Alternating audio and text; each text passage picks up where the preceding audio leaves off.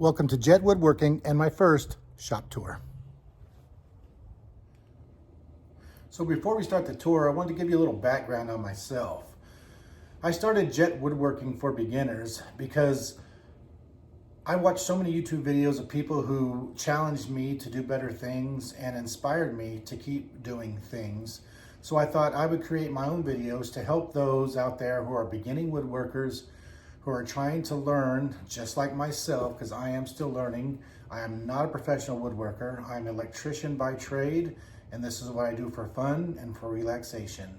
I like to build things. I don't sell things. I'm not doing it to make a living. I like to make things for friends and family and give them as gifts, or just to build up my shop and build things in my shop. So if this is for you, welcome aboard. Hopefully, I'll be able to inspire you and keep you going too. So let's get going. Starting in this corner, there's a cabinet. This cabinet was here when I bought the house. I liked it, so I kept it. And basically, I just keep all of my finishes, my paints, my solvents, paint brushes, and everyday things that any old house would use right here in this cabinet. Moving to the left here, I have my clamp wall. The first clamps I ever got were the pipe clamps. I started with Bessie, so I tried to stick with Bessie, but lately I've been buying some of the Jorgensen's too, because I really like these F-style clamps. But my first clamps were the pipe clamps. They were cheaper. It was the easiest way to get going. And then I slowly started buying the parallel clamps. And I would love to have more, but for right now, this is good enough. This is my Win 10-inch bandsaw. I bought this for right around 300 bucks, brand new. It is a floor model. It does all right for small projects, plywood, things like that, but I could never use something like this for resawing or breaking down thicker woods or anything. It just doesn't have the power. But as a beginning woodworker, for the small stuff I started with, this was just fine, but I really would like to upgrade this in the future. This area of the garage is about 6 by 11 feet. It's separate. It's like a niche that's separated from the main part of the garage. This is where I keep my toolbox, odd end stuff that really doesn't have to do with woodworking, but things that everyday garages would have in it that you still need to keep up on. And I also have a deep freeze in this area also. This is my Win drill press. This is another tool I bought early on. I think I paid around 200 bucks for this brand new, and I gotta tell you, I've been really pleased with it. It's on the floor right now because one of my upcoming projects, I want to build a rolling cart for it. But as far as this Wood drill press goes, I don't think I would buy another because it does everything I need it to do. It has a digital readout. It's got the laser crosshairs. It's got the manual adjust for the RPMs, so there's no changing belts to change the speed. And I can't say enough about it. This is my miter station. I built this about 3 months ago. And so far, I'm really happy with it. It came out exactly how I wanted it to. And I also put a French cleat wall behind it. I watched a lot of videos of French cleat walls, and I'm just really impressed on all the things you can do with it, the things you can make for it, how you can rearrange it. Nothing's ever stuck in one position. You can change it up as many times as you want. As far as the miter station, I watch a YouTuber called Patriot DIY. And he has a full videos on making a miter station really similar to this. So he was my inspiration for building this one, and I'm really happy with it. Here on the French cleat wall above my miter station on the right side, I built this charging station, something to hold my drills, my batteries, and my chargers, keeping it up off of the miter station, giving me more room. Because if you see what I dealt with before making this video,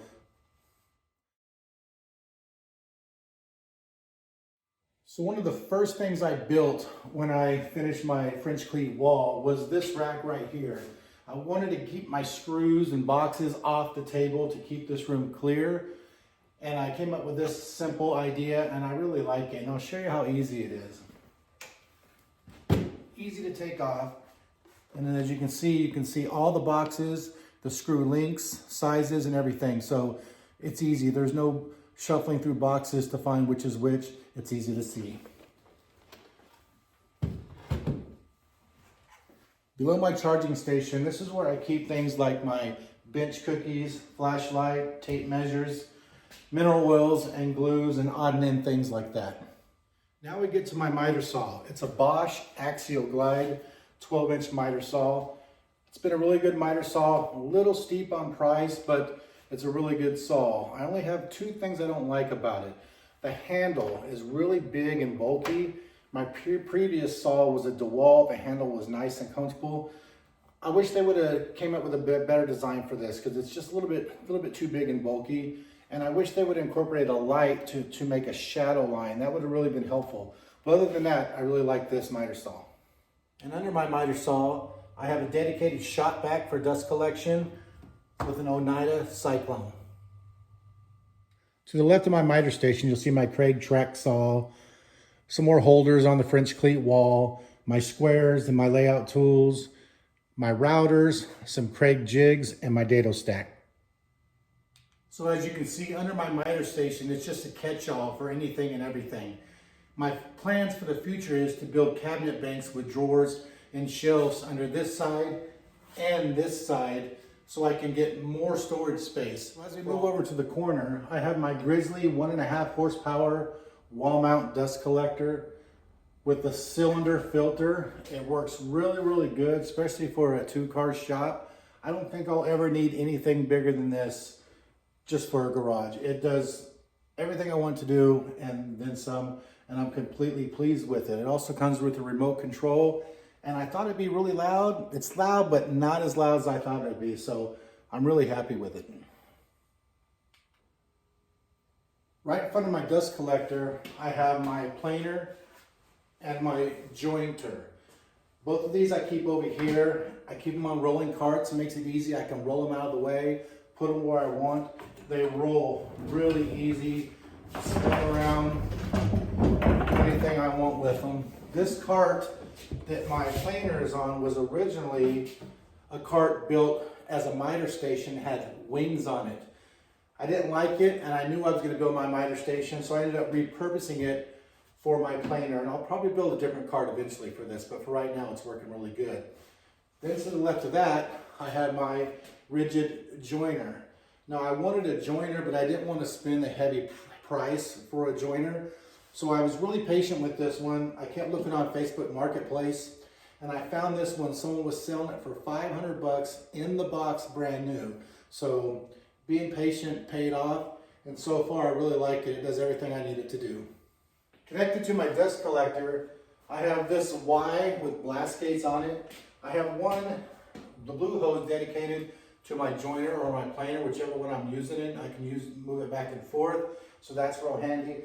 And the one that's clear, I have that dedicated to my table saw. I also added a separator. I bought the Rockler separator kit, and I put it on this trash can, and it just didn't work the way I hoped it would. I tried to put a baffle in it, but for some reason, it all still goes into my dust collector and into the bag. So if anybody has an idea what I'm doing wrong, please write in the comments and let me know. I'd really like to know. So this is my Bora wood rack. I don't have a lot of wood right now, and I usually don't keep a lot of wood in here. I usually buy it as I use it because I don't have a lot of space. So I have a lot of leftover French cleat wall pieces, some walnut. I was making some cutting boards. I got some poplar, some odd and end stuff. So I don't have a whole lot. I might buy another rack so I can keep more, but I'm not sure yet. I think I got this rack on Amazon for about 30 bucks, so that's not bad. It's nice and strong, and I really like it. I also, one of the other things I bought was this Craig plywood holder.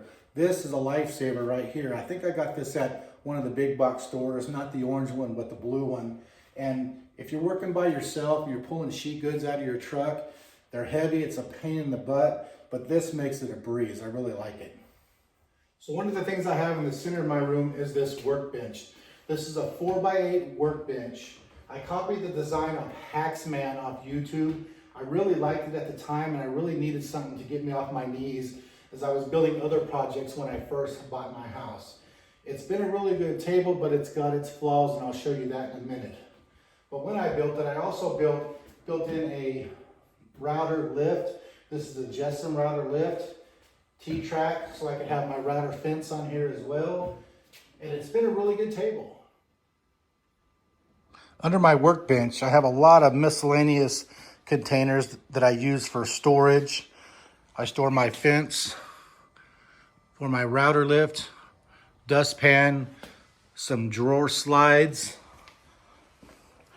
a shop vac dedicated to this station.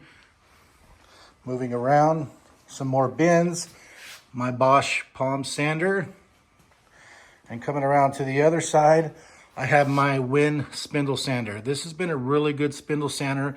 It was really good, especially for the money, and I really enjoy it. So now we get to the heart of my workshop. I broke down and I bought the SawStop 3 horsepower PCS. I didn't need it at the time. I had a DeWalt job site saw, or contractor saw, I guess you can say, and it did everything I needed it to do, but the finances were there at the time. I knew I was going to get a cabinet saw eventually, so I went ahead and got it, and I'm very pleased. The precision on these are great, and of course the safety feature it comes with, well, that's worth the money in itself. So I don't think I would have bought any other saw but this one just for the safety feature alone. So I really love it, and I'm glad I have it. So every once in a while, SawStop will have a deal when they sell their saws. They never really go on sale. They never really take money off of it, but they will add extra things you can pick from. And when I bought mine, the deal they were running was a dado stack, an over-the-arm dust collection, or a miter gauge. I chose to get the miter gauge, and this is the one that they gave right here. Hope you can see that.